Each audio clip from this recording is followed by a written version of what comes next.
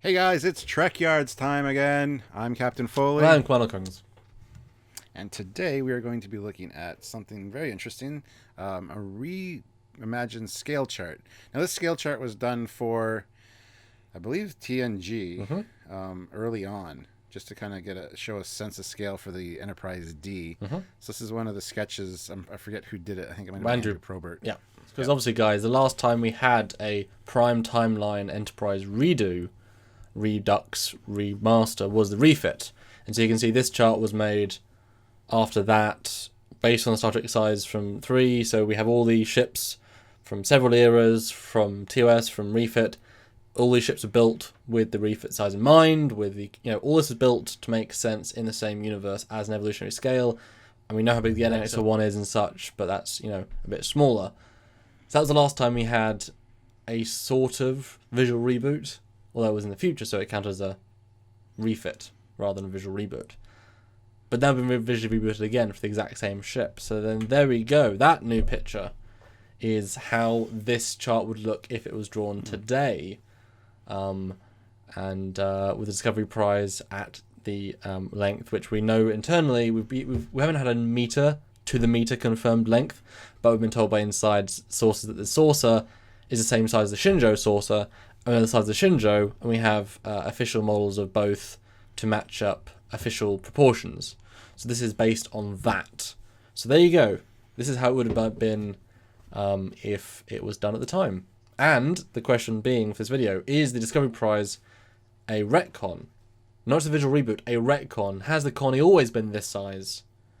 That's the retcon, because it's made of the same ship.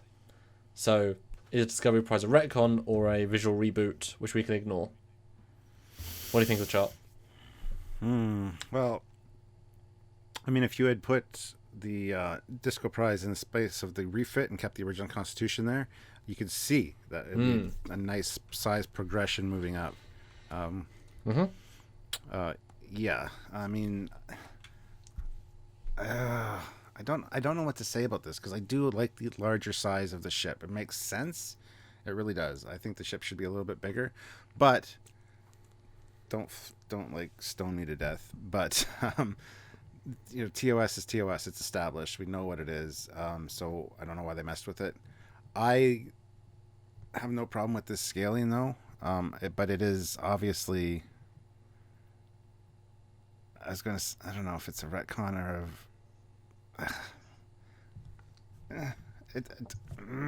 I don't know. I don't think retcon works. I really don't.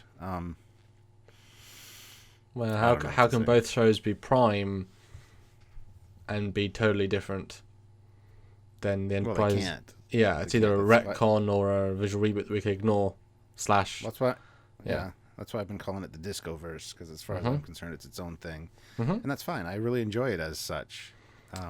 Well, it's interesting that the refit, which again is canon in several movies. We know the length, we know how big it's compared to other things. La la la la. Now, does this actually make more sense as a refit? Because now you could pull, because the Connie to the refit doesn't quite make sense size wise. It's all the same shapes, everything's been tweaked around. You basically have to rebuild most of the entire ship, just keep the same internals. Now this, all the sizes are smaller. Could it be a refit, but they've stripped everything out and made a smaller ship out of the components? Does this actually make more sense now as a refitted down 40%, 35% sizing? No, I don't think that makes sense at all. Building on the old superstructure to be a little bit bigger than the TOS Connie made perfect sense. Yeah, sure there were some redesigned shapes and stuff, which would have been a major overhaul. But that, to go down to that, doesn't make sense. There's no way. The refit would have to be the same size, just a little bit bigger than that, because it was overlaid over that hull. So, But now if the refit's now bigger, that means the Excelsior's going to be bigger, because the Excelsior was big compared to the thingy, and then the D, we know how big that's compared to the Excelsior we saw in TNG. So now the D's bigger, which means now we know how big it was compared to a Borg cube. So now Borg cube has to be bigger, and we know how, you know what I mean? It's escalation, and now the Bird of Prey will be bigger, and now the Griswom's going to be bigger, and now all the ships are going to be bigger, which means it breaks all of the 50 years of canon in one fell swoop. If it's a retcon rather than a reboot. well, that's the problem with calling it the Prime Universe and making these changes, because it does, like you said, affect absolutely everything else. And I'm sure people are going to complain that, oh, here they go harping on whether it's Prime when we've been told that it's Prime, so it's Prime. We get that. But we're just showing you the visuals which speak for themselves. We're not making arguments so much as showing you the unbiased, in a sense, visuals. This chart, go back a step. This is how it was designed back in the day, with everything taken into account. You can see the evolutionary lines. You can see the progression. You can see how carefully Andrew Probert re-retcon the design of the sea. It works beautifully, and then suddenly jumped to Disco Prize, and it's like, well, now the refit doesn't make sense.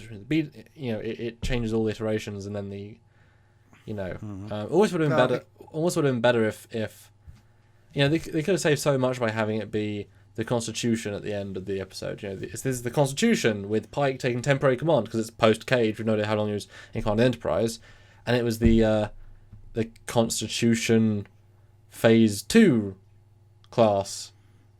Make it super weird, but it's like, well, they made two alternates. They made the standard version, they made this version, which was an upscaled war version, then it just didn't continue. That would have been an easy fix. It's still the same, but different.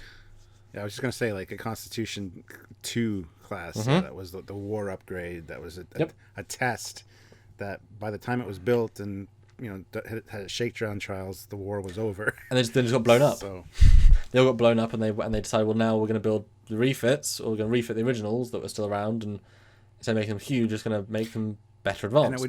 And that would be a good tie-in too, because they would incorporate the new style struts in the refit years later. That was tested on this one, and they worked fine on this, minus the gap, of course. They fixed that. Yeah, that would be a nice. That would make sense. But they needed to pull in the big guns and have it be the Enterprise, unfortunately, and that's where it kind of loses me. Yeah, Star Trek is a problem when they try not to make it make sense. That's the problem when you have people absolutely in charge saying, we want this, and then all people under them who like Star Trek say, that doesn't work, and then people at the top say, make it work, and you say, well, we can't really, so let's get as close as we can. Unfortunately, that close is not as close as it should be.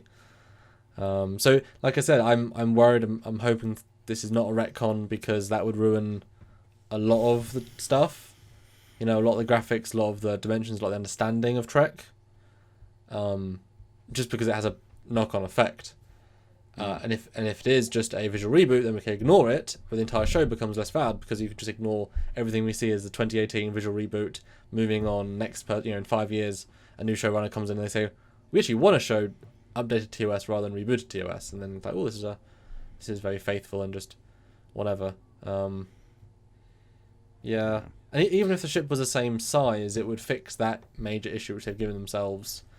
Yes. And it would just be a case of, okay, it's just a different looking Enterprise, modern, but scaling up is a big problem, because it just, again, it affects everything in every part of every era. Yeah. Well, I can see the Constitution being this size, the refit being the same size, and the B still being that size that you see on that chart, and everything from there staying the same. Kind of makes sense a little bit. Yeah, but then the Excelsior is not a leap at all, because the engine's the same damn size. That's interesting. Yeah, that's a good point. Like there's no leap there, and the Excelsior was a leap. And then if you watch the movie, it feels like a bigger ship. It takes up a whole lot of space dock. And again, if you look at the chart, it was meant to be a giant leap for ship kind, as is this the D. This was very carefully built and designed, and we're harping on, but the visuals speak for themselves.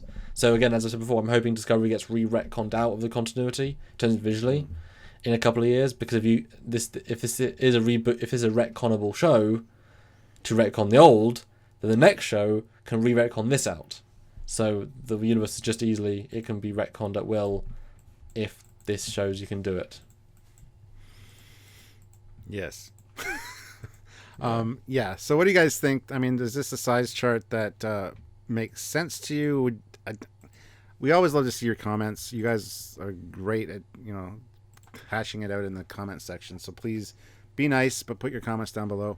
And if you want to help us continue making this show, because we got a lot of special guests and stuff lined up, some new show ideas, a lot of great stuff, but we need your help and support for that. If you can head on over to Patreon/Trekyards, or click the link in the description below and help us on a monthly basis. $5-10 a month would be greatly appreciated and make a huge amount of difference. Or even head over to trekyards.com and click that donate button. That would really help as well, just for a one-time donation. That all goes into the PayPal, and it's all for future trips, cool stuff, brand new shows, great ideas that we have.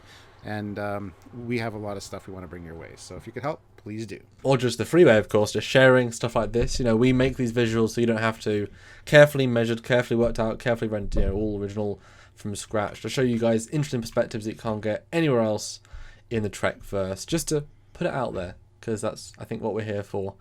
So support us by just sharing these videos any way you think people would enjoy them.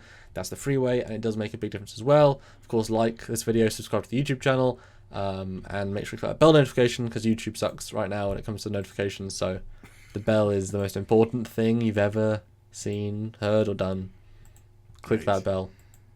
And if you are a fan of Trekyards, head on over to Facebook and check out the Facebook page. There's a lot of great discussions about this very sort of thing on there as well. Again, another great community over there. Great discussions on a daily basis about a wide array of stuff about ships and tech.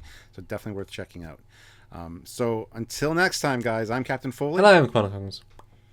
And we'll see you in the future. Bye, guys. Bye.